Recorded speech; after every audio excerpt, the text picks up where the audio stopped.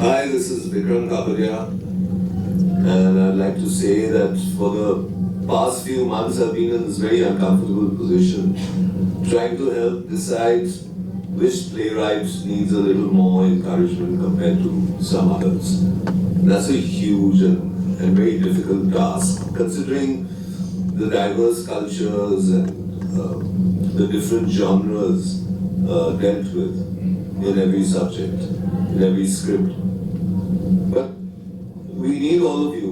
We need all of you to be staged and hopefully published. We need you in our theatre world, each and every playwright. So I congratulate you all for being part of this event, and I wish you all the best. Thank you. I'm very privileged to be on the Sultan Padamsee Playwriting Awards committee, and I must say I've had a great fun and great interest reading all the 70 entries that have come in.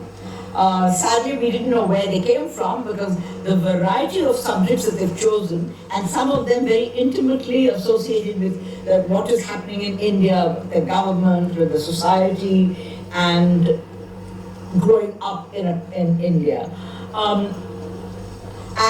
It's a pity that I don't know where these entries have come from, but in a way it's a good thing, because I don't really want to be prejudiced about which communities, which names, which state, and I've enjoyed every single minute of it. And they've given us a very large variety. I'm very impressed with the interest that the young people have. I don't know what ages they are, but I must say that they've had the interest that they've expressed in the subject matter is very good. Not all of them are of the same standard quality, but even then I've enjoyed reading all 70 entries that were given to me. And I wish everybody all the best, and I hope we look forward to more and more entries coming in next year. My name is Keith Stevenson, and it was a pleasure to be asked by Aisha Sayani to be one of the judges for the 2022 Sultan Padamsee Playwriting Awards. And it was really interesting going through 70 plays. There was a real variety of thought and input, and some were excellent, some showed some sort of scope for improvement, and some, it was obvious that the writers were not very experienced with writing scripts, etc. But the important thing is that one writes scripts for plays, because the more you write, the better you become. The more you act, the better an actor you become. So it was interesting. There were a variety of wonderful plays. I have a couple of comments that I'd like to make. And one is that it's a Sultan Padamsee Playwriting Awards, not movie awards. So a lot of the scripts that one read were scripts for movies. And I do not think that fits in with the scope of a stage production. That's what I felt this was.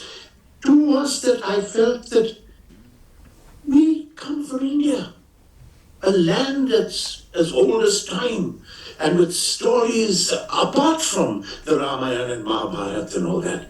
There's so many stories that we can write on. And yet I saw a lot of the plays took a Western influence into them. Set in England or here or there, or Romans or Greeks or whatever it is. Not that they were excellent plays, mind you, but I think we need to create a data bank of creativity concerning plays from our country, from our motherland, from India. And I would urge all the writers to give that a thought, and I wish you all the very best in your future plans as script writers and playwriters. Remember, play. And I wish you all the best, and it has been a pleasure. Thank you, Pooh, and thank you to my fellow judges for giving me this opportunity. Well, they've all been very nice, actually. They used to ring me up every week and curse me. But, Anyway, after much deliberation, the judges finally agreed on the winners. So, without further ado, I will hand you over to our narrator for this afternoon, Shamantra Ghoshal. And he will introduce you to the finalists of the Sultan Padamsee Playwriting Awards 2020. Go for it. Our first play for this afternoon is called The Epicentre by Soumen. The play is an investigation into the main reason behind the Kurukshetra war in the Mahabharata. As we delve deeper into the past, we discover that the seeds of the war had been sown long ago by Satyavati. It is her strategies, her ruthless ways of achieving her goals, and her subsequent failure that paved the way to the world's greatest example of fratricide. Act 1. It is evening, a river bank. Satyavati is seen rowing a boat and singing to herself. The boat passes by, darkness descends, a room downstage. Satyavati is now seen there humming the same song.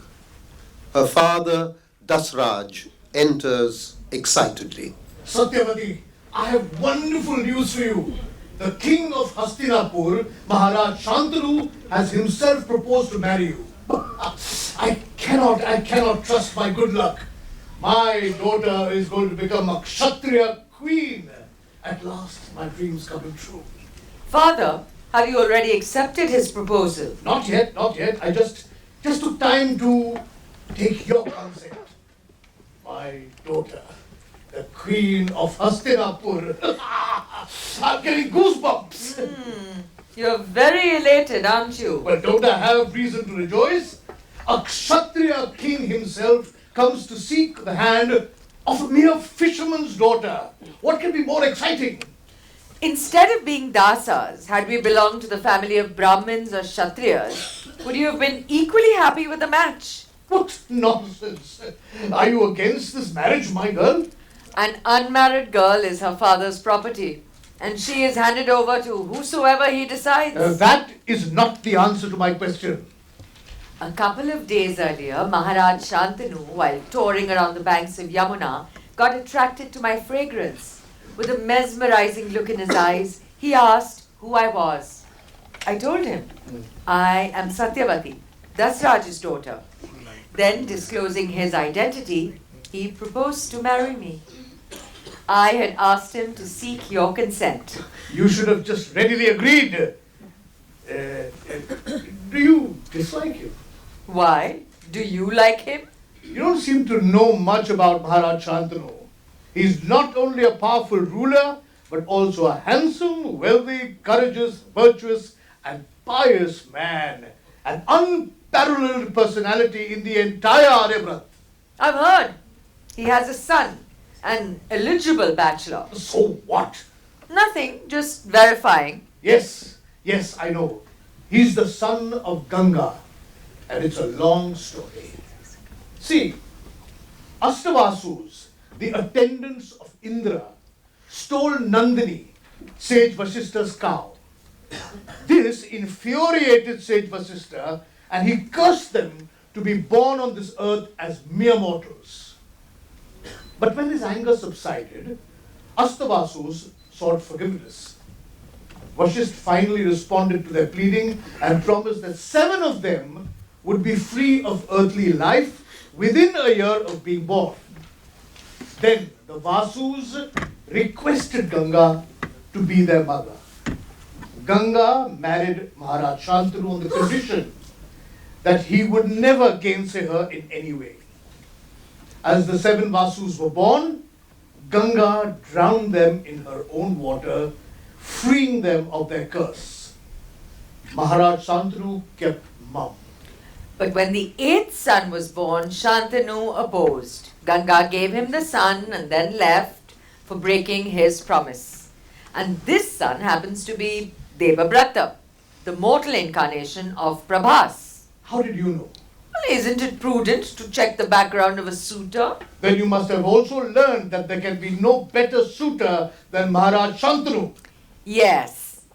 Only he's a bit older than you. Older. Do you ever count the ages of Brahma, Vishnu or Maheshwar? No. Kings are the embodiment of gods. So the question about the age is redundant. Gods are immortal, hence ageless. But kings are mortal. But the throne isn't. So being on the throne or being in touch with one of it is the highest aspiration of mortals. Therefore, instead of counting the age of the king, count on your fortune of being his queen. Father, will my fortune remain the same after the demise of Maharaj Shantanu? What an ominous thought from one who he proposes to marry. Ominous, but pertinent indeed. This son of Ganga, Debabrata, has already been coronated as the Yuvraj, implying that after the death of Shantanu, Debabrata would become the king. Is being the king's stepmother a big deal, Dasraj? I never thought so deeply. That's exactly what happens when blue-blooded people propose matrimony with the lower castes like us. But I had told you that Dasa's blood does not run through your veins. The king of Chedi is your biological father. The celestial nymph Adrika, who was cursed to live as a fish, is your mother. You were in her womb when Adrika got caught in the fisherman's net. Since then, you were simply being brought up in our fishing community. Half-truths is equivalent to a lie. The reality is that the fishy stench inherited from my mother's womb appalled my high-born father so much that he at once abandoned me, declaring that a fisherman's hut would be the just place for my upbringing. And you, with all your affection, brought me up, gave me love and the identity of your daughter. I feel proud of my Dasa identity, Father. I despise the hypocrisy of the Brahmins and the Kshatriyas. Calm down, calm down. It seems you still haven't been able to pardon Rishi Parashar. I still haven't been able to pardon myself. Once bitten, twice shy. I don't understand. Parashara was a Brahmin, a wise saint, while I, a simple fisherwoman. So when he proposed to have a son with me, I thought of being transformed into a rishi's wife from a fisherman's daughter. But after the birth of the son, he went away forever, taking the child with him. And I remain the same fisherman's daughter. A lower caste girl can be taken to bed, but never be wedded. But he had not cheated you entirely. He had changed you from Matsagandha to Yagnagandha. He returned you your chastity so that you don't get stigmatized in case of remarriage. That's the practice with all the rich and high-born males. Enjoy a low-caste woman, then offer money or gift as compensation. Have you ever thought, Father, whether being Yajnagandha is a boon or a bane? He absolved himself of the crime by it, but by revoking my chastity. He had denied my motherhood. Why are you digging up old sores? Shall I reject his proposal? Father, be diplomatic. It is never wise to outrightly reject someone who is more powerful or influential than you. Bait him with conditions. He will either budge to uphold his self-conceit or quit, defeated. What kind of conditions will I lay before him? Tell him you will agree to his proposal if he promises to confer after him the crown to my son. But Hastinapur has already got its crown prince. That's none of our business. Don't you want to see your grandson adorning the throne of Hastinapur? But if he refuses? The gap between politics and gambling is very narrow. In both, you have to take chances. Father, you are a man. You won't understand a woman's point of view. All that a woman craves for is dignity. The rest is secondary. The condition I set today is not for me alone. It's for the right of the non-Aryans, the sons of the soil, to rule Aryabharta. Father, the condition laid must be yours, not mine. Are, stop this nonsense. Director! Director! Where is the director of this play? अरे की मुश्किल? Why? Is anything wrong? Why everything is wrong? Call the director. Our director is a hired professional. He seldom moves with the team. If you have any query, you ask me. Who are you? I play the role of the narrator of this play. Oh. I am the playwright also. Oh, then you are the right person. Now listen, Mr. Playwright. You have cheated us. You named the play Epicentre. Eh? Oh, reading the title, who would understand the plays on Mahabharata? So, What so? You should have named the play in such a way that the audience understands what the play is about. but that is exactly what I have done. Anji, fooled us. I am still unable to get your point. Had we known from your title that it is about stale epic stories, we wouldn't have come to waste our time and money. Acha. So, why do you think the epics are stale? Oh, that's same boring stories. A property dispute between Kauravas and Pandavas. The lakh house. Eh? Shakuli's game of dice. Draupadi's Swayamvar. Vastraharan. Krishna's cunning. Karna's abbreviation. Arey nota. None of the above is there in my play. Then it must have Ekalavya, Hidimbor Ghatotkach, or Uttara Abhimanyu. Sir, enough is enough. Please give us our money back and please let us go. Again, I will say to you, it has no such content. No. Have you written a new Mahabharata? Arey na, Baba. I have just tried to prove that the seeds of the Kurukshetra were actually sown by Shottobati. You think us to be stupid? We have watched no less than 12 Jatras on Mahabharata. And from that, we know that Satyavati is a minor character at the beginning of the epic, having no truck with the Kurukshetra. Listen. Tsunami causes huge waves on the sea surface, but its cause lies deep inside. Shottavati was such an epicenter of the great catastrophe. This sounds new, eh? Okay. Carry on. Mahabharat! Mahabharat! In this play, I have tried to delve deep into the root of the conflict between the Pandavas and the Kauravas and analyze the facts scientifically. Scientifically? Huh? What science is there behind a mother regaining maidenhood? It's a case of simple surgery. It is still in vogue, especially in the Middle East, where there is a huge demand for chaste brides. Lehala. No. Don't interrupt him over these silly issues. Let him prove his point of view. But if we see there is no substance in your story, or you are after cheap publicity, belittling our religion, you know what is going to happen.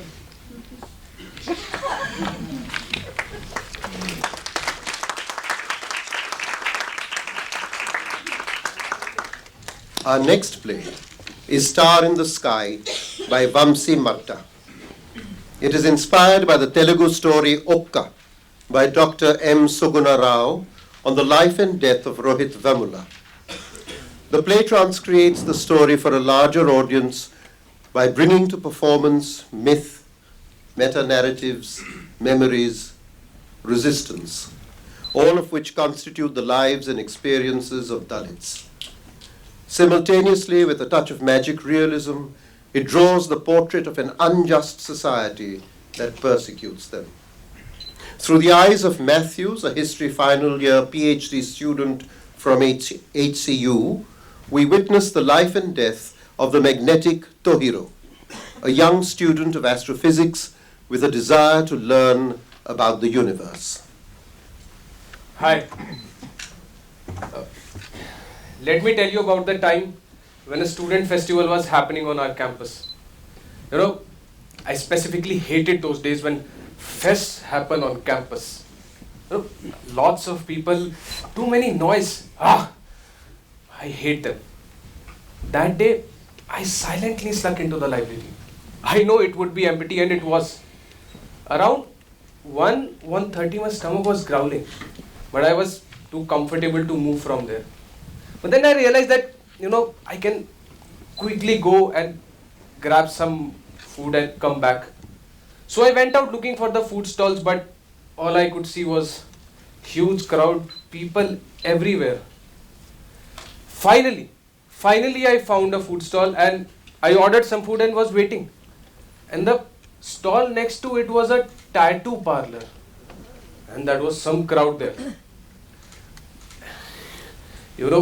I never understood this culture of tattoos. I mean, why would someone want to do that to themselves? I never understood it. But what surprised me was Tohiro walking out of that stall. I was really surprised by that. Really? Him? I never thought of him as a person who would be a tattoo person.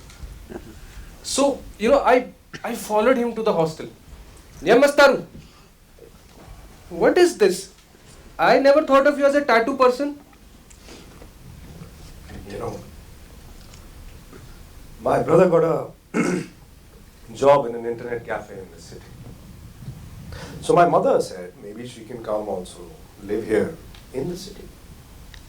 She recently completed a BA in distance education. She thought maybe she can offer some home tuitions, make some money, and all of us can live together. So last month, before I was assigned this room, I was looking for a house outside campus. And I found a to-let notice on the canteen notice board. So I went there to check out the place. Madam, namaste. I am a student here in HCU. So, notice about a house for rent. Hey, Babu, student, Nice. I like students. I gave only 2 students. But before that, I want to ask something. Who are you? Tohiro turns to the next house owner. Arey! Student ante mastu istam re bhai. I am liking the students very much. But I need to ask you one question. गाय का गोश्त खाते क्या? Beef. What are you eating?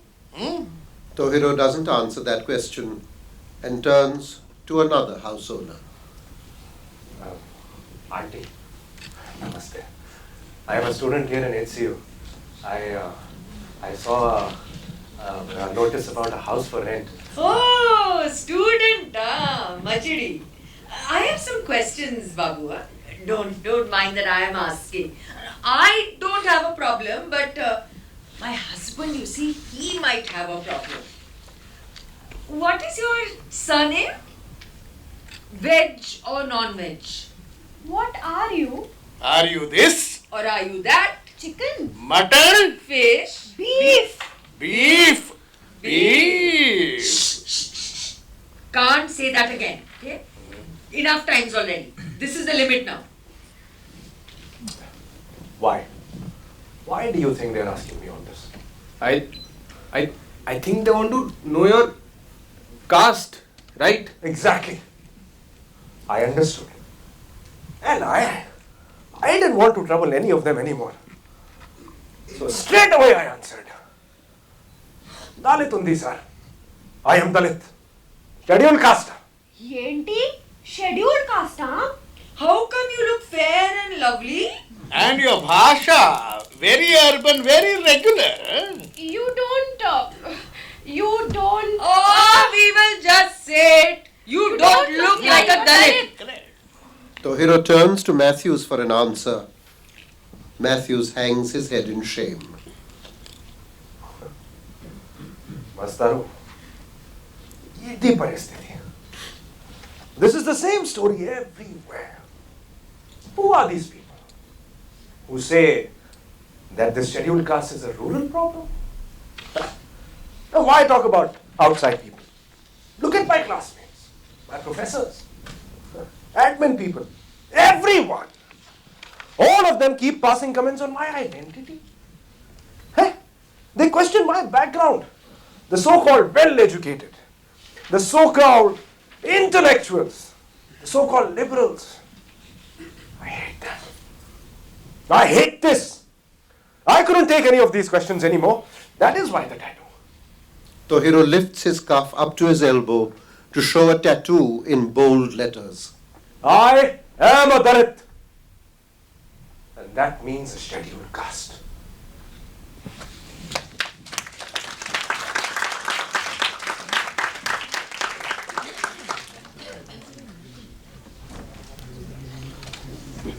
Our third play is Forger by Simon Bowler Khan. The play is about Han van Meegeren, an ambitious and struggling Dutch artist who realizes his greatest skill is in forgeries and proceeds to sell millions of dollars of fake art. Now successful but anonymous, his world starts to crumble when the Nazis invade and take over Holland. We see him transform from a wealthy forger to a traitor to a national hero. His story exposes the contradictions of how we perceive and value art in a tale so absurd and with a character so flawed, it can only be true. Act 1, Scene 1. A small living room, a window, a table with paint pots and brushes, a chair, a stool, and to the side a radio and an easel and canvas. On the walls, various Dutch Golden Age classical paintings, portrait of a gypsy girl by Frans Hals, several still lifes of tables of food, and the girl in the pearl earring by Johannes Vermeer. Other paintings in a similar style are on the floor, propped up against the walls. The door opens. Enter Han, in his 40s, in a cheap suit, trying to look dapper, and Lotte, in her 20s, provocatively dressed, bright red lipstick. Does anyone know you're here? Should they? I require strict privacy. Don't worry, mister. I work alone. You're safe with me. Drink? Sure. Why not? So, where do you want me? Right there, on the stool. He pours the drinks as Lotte sits on the stool and poses, chest out, chin down, fingers on her knees, seductive Rita Hayworth. Like this? No. No. This isn't some glamour magazine shoot. Then what do you want? Just breathe out. Trying to be natural. You must be some kind of a big shot artist, huh? Does it look like I'm a big shot? You're good. Yeah, you think so? They're beautiful. Which one do you like in particular? That one. Why? I don't know. She looks happy. It's by Frans Hals. I like it. It's genius. One of the greatest portrait painters of all time. Is it an original? God, no, it's just a cheap copy. But it's still beautiful, right? I find it inspiring. Lotte approaches Hans and pushes her body against him. Want to make out? I have to work. Relax, mister. All work makes Jack a dull boy. No, we're not here for that. I've got to stay focused. Whatever. You're paying. You said 50, right? Yes, 50. Hans turns on the radio. A jazz number is playing. And you just want me to sit. I ain't doing nothing, perverted. I'm just going to paint you, for God's sake. Now smile. No, you look distorted. Just a natural smile. No, that's better. Better, yes. It can be real, but I'm not an actress. It doesn't have to be real. All right? It's better, yeah. He starts to paint. The jazz on the radio comes to an abrupt end with an announcement. This is the BBC, London. We interrupt this programme for a news announcement. Great Britain and France agree to German occupation of the Sudetenland, previously Western Czechoslovakia. That dirty bastard. Who? Hitler. The Allies have pledged to guarantee Poland's security, setting the stage for the road to world war. Hans turns off the radio and goes back to painting. All fascists. Ugly charlatans. Whereas you? Uh-huh. You have radiant beauty. Oh, shucks, mister. You know how to flatter a girl. Look up. Sorry. You know, the Germans banned radio? It doesn't surprise me. They don't want the people listening to BBC. Oh, that Goering's bloody propaganda machine, isn't it? What was it he said? The only thing that needs to be done to enslave the people is to scare them. You think it's that easy? The people ain't stupid, right? You'd be surprised. You think the Germans are coming to Holland? It's inevitable. Remove the shawl. She teasingly removes her shawl, baring her shoulders and revealing a low-cut dress. Like this? And your straps. Better? Keep looking to the left. I never made out with an artist. A little higher. Usually truck drivers and sailors. You know what I mean? There. Good. Now sit perfectly still. He continues painting. The door opens and Theo, an art dealer and friend, enters. Hello. Sorry, old chap. I had a meeting. Theo, where were you? I'm sorry I didn't realize you were busy. Theo, she's modelling for me. This is Lotte. Right. Modeling, eh? Please do. Don't mind me. Carry on. I don't. So, Han, how did the exhibition go? It's a disaster. Oh, I'm sorry, old chap. A few minor critics showed up, drank my wine. All they wanted to talk about was the coming war. So, no sales? None. They wouldn't know good art even if it bit them on the arse. Then that pompous old bastard Bredius showed up. I know.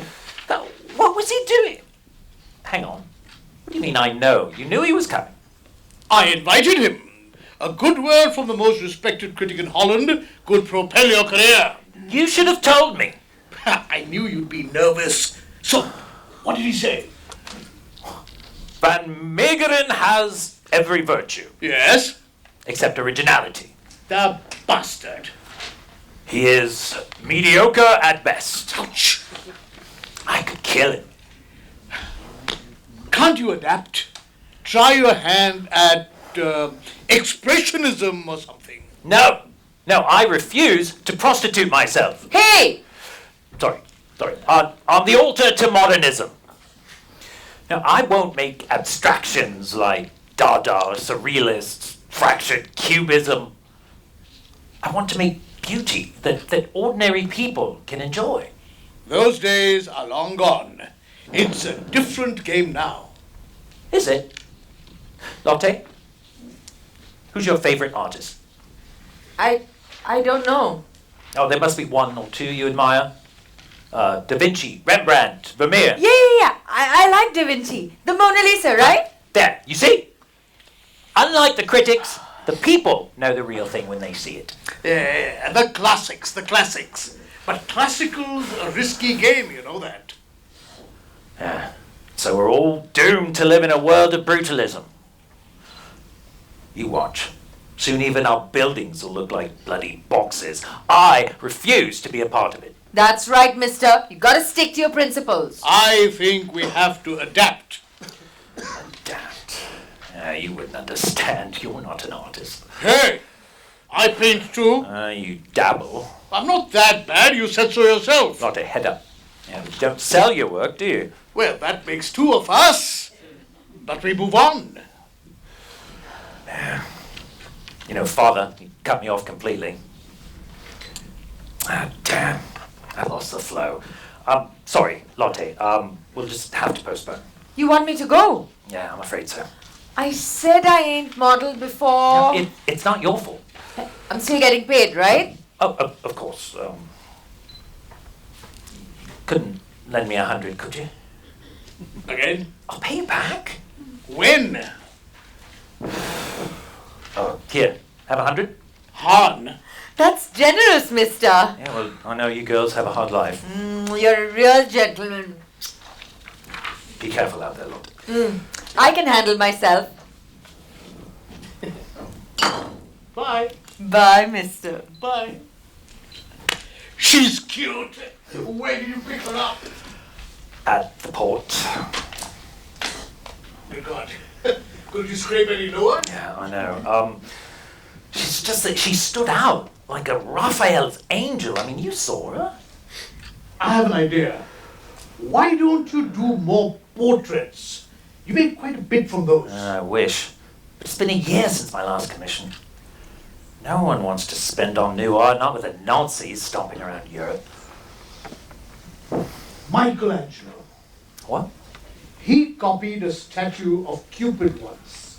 What are you talking about? And then he sold it to a dealer in Milan. But he never went to jail. And he got to keep the money. What is the point of this little anecdote? There's a rumor circulating that a laughing cavalier is on the black market. Well, obviously a fake, because the original's in the Wallace. Or perhaps it's a study by Franz Hals. But whatever, I have found a buyer. But you don't have the painting. But my client's willing to buy it sight unseen. I don't understand. You don't have anything to sell. My contacts say no one has actually seen it. So, if the painting doesn't even exist, how can you sell it? Because you'll make one. Okay, for a moment there, I thought you were serious.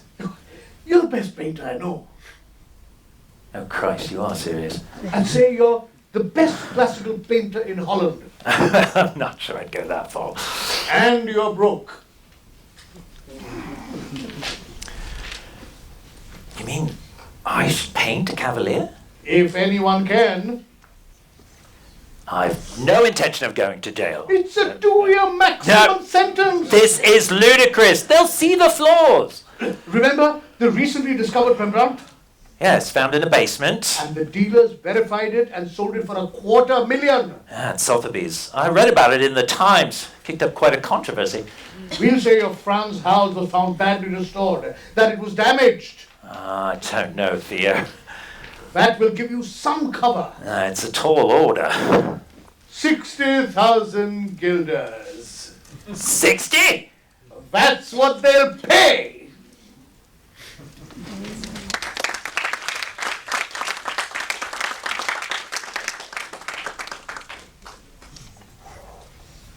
Our last play for this evening is God's Will by V. Balakrishnan. It is inspired and informed by an incident that occurred in the not-so-distant past. The play deals with the aftermath of the tragedy. Political connivance with the apparatus of the state brings relentless pressure on hapless victims. Dreadful compromise is the result. But God's Will is also a tale of a brave mother who stands up for truth and for justice. Who wins, who loses is left to us.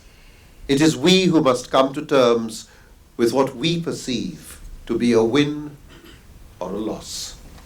Scene 1. A policewoman has come to visit Dhira in her hut.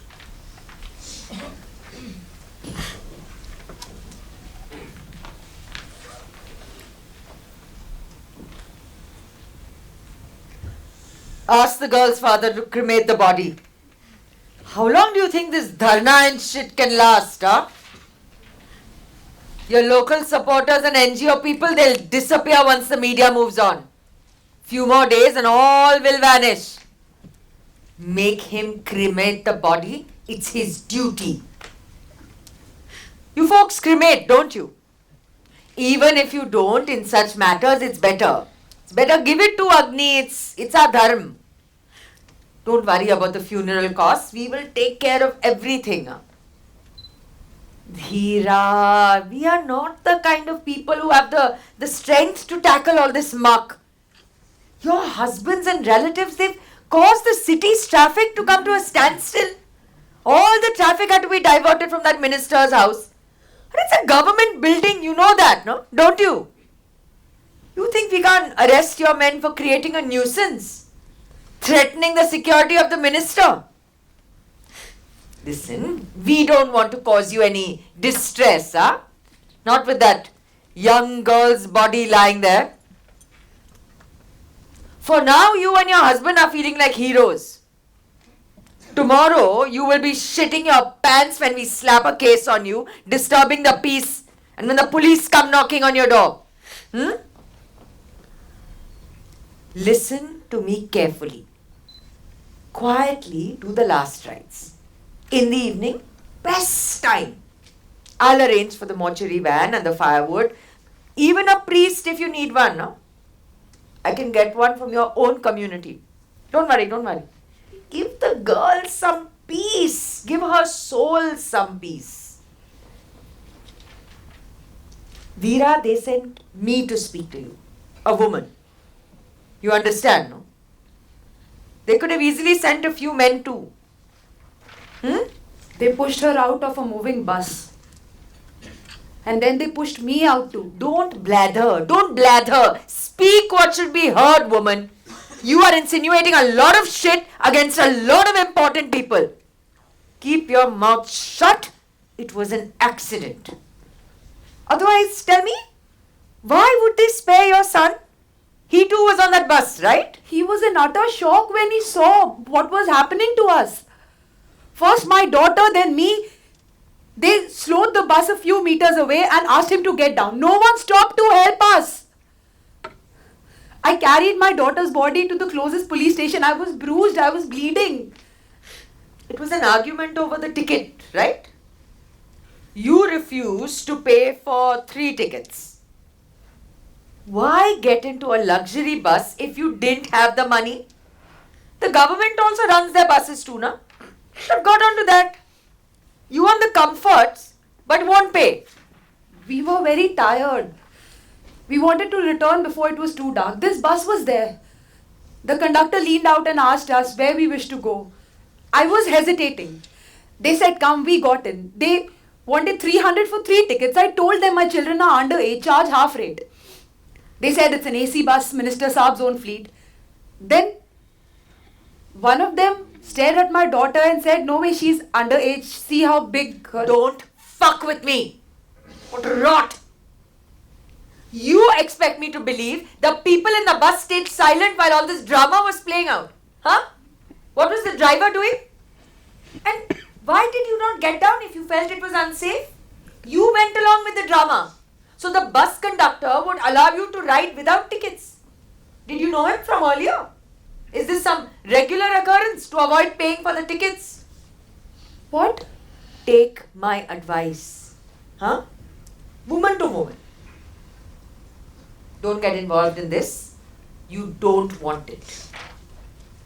On the dead body of my daughter, I swear. The conductor, his helper and the driver's assistant cornered us. The bus was moving fast. The conductor thrust his hand inside my daughter's kurta and said, she's lying. This is a full-fledged woman. And they laughed. I slapped him. I pushed him away. My daughter was crying. My son was in shock, unresponsive. They started groping me and my daughter. I screamed. I shouted. Not one passenger looked away from the film they were watching on the television screen. My daughter tried to move towards the front exit. They called us obscene names. I begged them to stop the bus. They pushed my daughter out and then they pushed me from a moving bus. Front or back door? What? They pushed you out from the front door or the back door of the bus? The back door.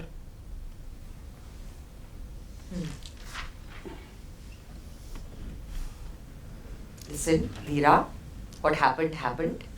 what your husband is doing, it's ridiculous. Okay? It's creating a drama. Sitting outside the minister's house with a dead body on the road. Suddenly, all of you are freedom fighters, activists. Why? Go to Delhi, sit with the farmers. Better coverage and support you'll get. Your refusal to cremate the body will incur you sin. It's causing a whole lot of embarrassment. Go and convince your husband to cremate the body. The minister will give you some compensation. Otherwise, all you will be left with is that rotting corpse and nothing else. Embarrassing who? Who are we embarrassing? We are the victims. I lost my daughter. The minister. The state is being embarrassed. You know how much trouble the common folks are having now to go about their daily routine because you people have blocked the roads. My children were 2 hours late to school today because of the traffic jam. The city is in a mess. The rest of the country is watching us like some cheap roadside show. And that dead body, it started smelling. Not all the cheap flowers your supporters are bringing there will help to cover up the stink. It is my daughter. Go and talk to him. If you don't want to do the last rites, we will take the body for a post-mortem. That's the procedure in such cases. Okay? Dhira, give some dignity to your daughter in her death. Or we will do it the official way. Listen to me. Stop your Quit India movement. Do what needs to be done. Even the minister will support your claims. He'll move for some compensation for you. Why do you want to cut my child's body? Why? What for? I am speaking the truth. We were attacked, molested, abused, and they killed my child. Now you want to butcher her too. I don't want anything. I want those men to hang. I want justice. Justice is not the best option here. Okay? Cremate her. Let things be amicable. If you insist on a case, we will need to file a complaint. Then we will have to do a post-mortem. Accept that it was an accident and move on. I know what will happen once we agree. This is the minister we are talking about, Dhira. He has been dragged into this. Come on, play it smart, woman. Okay, listen, I have to leave now. I have spelled it out for you.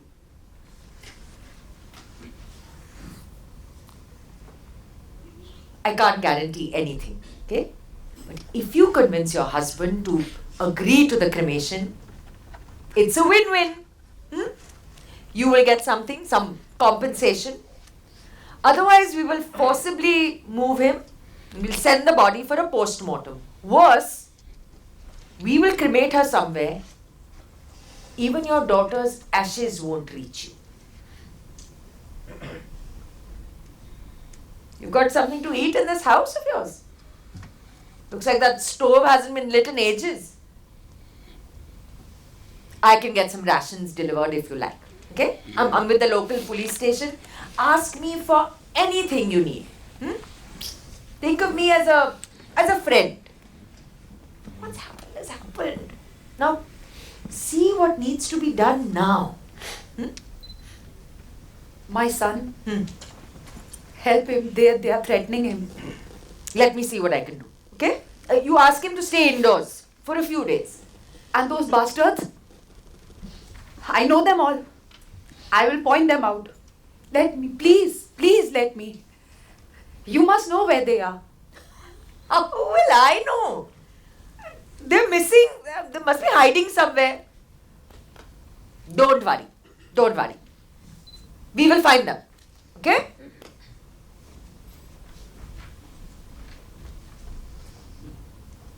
My daughter is lying dead. Her flesh rotting. She would have been 14 this year. What did I do to suffer this fate? Have I ever coveted someone else's man, house, or food? My daughter. I want her. I want my daughter back. How could they have the heart to push her from a moving bus? Would they grope their daughters and sisters too? They are offering us compensation for the accident. Accident! I want my daughter. They called her a whore. Called her such horrible things. God, what will I do? They kicked me out of the bus.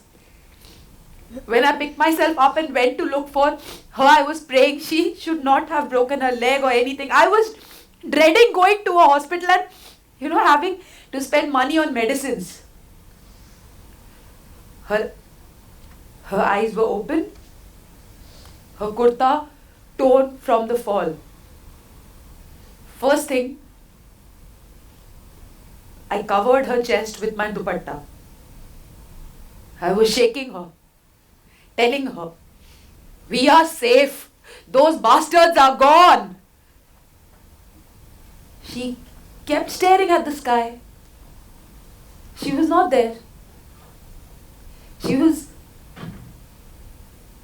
I won't cremate her unless those fuckers are punished.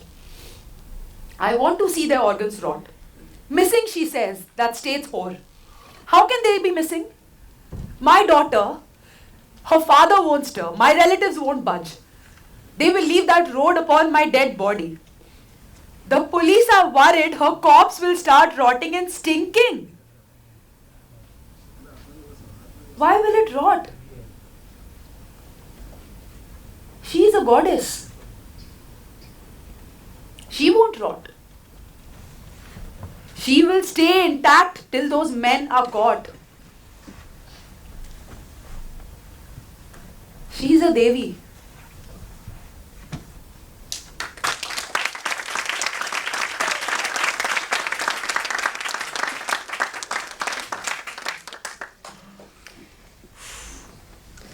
And now I'd like to introduce you to the playwrights. I asked each of them why they chose this particular play to write. And this is what they had to say.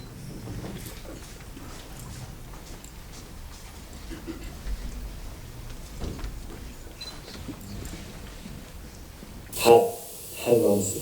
I'm a theatre artist and writer based out of Bandra. I wrote the play Star in the Sky as part of Indian Ensemble's first draft, I'll Never Forget.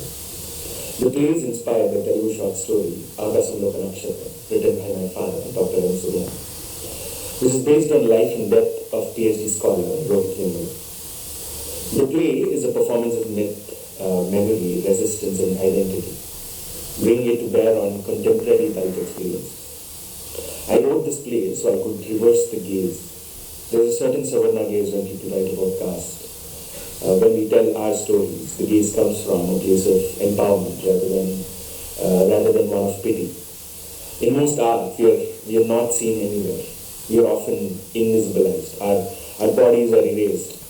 I wrote this play because I wanted to be seen. This is not just Rohit Himmal's story, but that of every marginalized student in Indian government universities and colleges. It is my story. Hello, my name is Simon Bowler Khan, and I wrote the play Forger. It's the story of the greatest art forger in history and the wonderful series of conflicts and contradictions that propel Han, the hero, to increasingly desperate actions as he strives to become a great artist. I've had an abiding interest in art since I was a teenager. I studied art history at school and photography at university, which led to decades of serious and impassioned debates with friends and colleagues about the nature of art. When I heard about Han van Meegeren's forgeries and subsequent trial, I knew I'd found an incredible story that exposes the contradictions of how we perceive and value art in a tale so absurd and with a character so flawed it could only be true.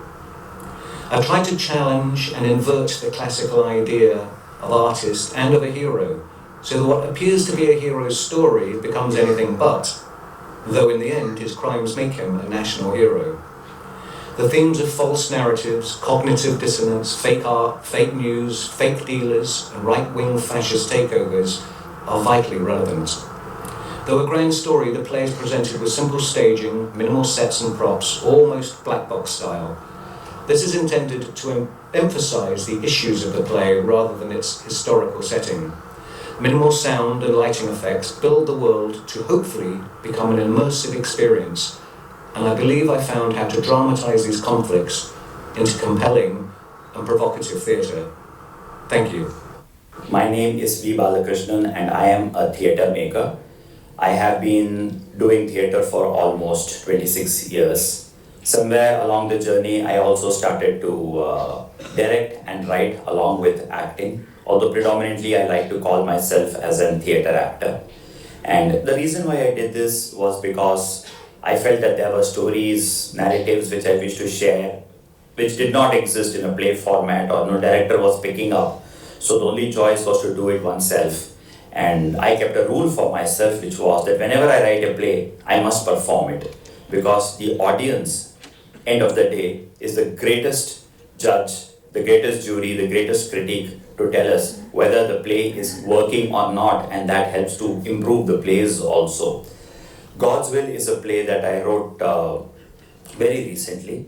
I mean, when I say I wrote it, it already existed as a script in our recent history as a result of who we are, and suddenly one day the script vanished from the newspapers. I wanted to retell the story. I wanted to engage with the audience in trying to create a dialogue of evoking questions, seeking answers, however stereotypical and cliche it might sound. That remains the only objective for me in doing theatre, to engage in that communion wherein one can endeavor to seek what is the truth. God's Will is one such play. I'm glad that I was able to write it. I'm glad that I was able to engage with the script, and I will see what the future holds for God's Will. I think we have the fourth writer here in our audience, Sultan Pal, who wrote the Epicentre. Is he here? Yes. Yes? Where are you, Sultan? I can't see anything. Why don't you come on stage?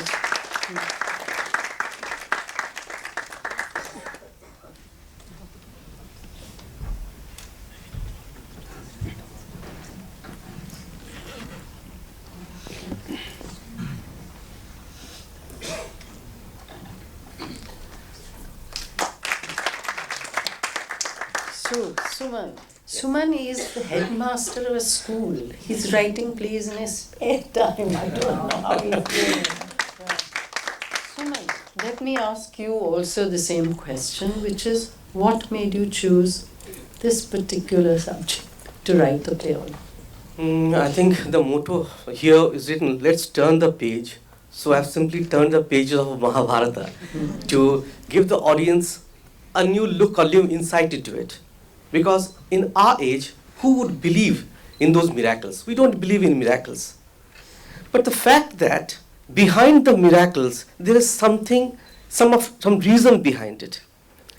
Supposing, who would believe that Gandhari had a tumor and it was cut into 100 pieces and converted into sons? No one. But these happened. Who would believe that Kunti chanted a mantra and Surya Dev came and gave her son? Things had to be put in our modern context. Now you ask me, why do you need to know this in a modern context? Actually, what I believe is Mahabharata is an inexhaustible ore of inspiration. Even in the text is written that in India at present, there is no incident that do not have any reference to that epic. In my mind, at present, I have at least 3 or 4 things that is going on today in this world I can interpret in Mahabharatian terms. So this has inspired me a lot. No, that's wonderful.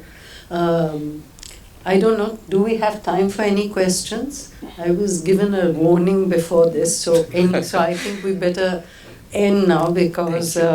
but before we end, I'd really like to thank our actors For the afternoon, Kunal Vijayka, Meher Acharya, Deepika Pandey, Edward Sonnenblick, Srija Mukherjee, Ravi Karla, Hassan Zaidi, and Shumanto Ghoshal. And of course our backstage crew, Lyle on lights and Varun. Yeah, where are they? They've all disappeared. Aye, aye. Anyway, yes, I would have liked them to come, but they have disappeared. Anyway, and then there was Yael Krishna on lights and Varun on sound and Agya on everything.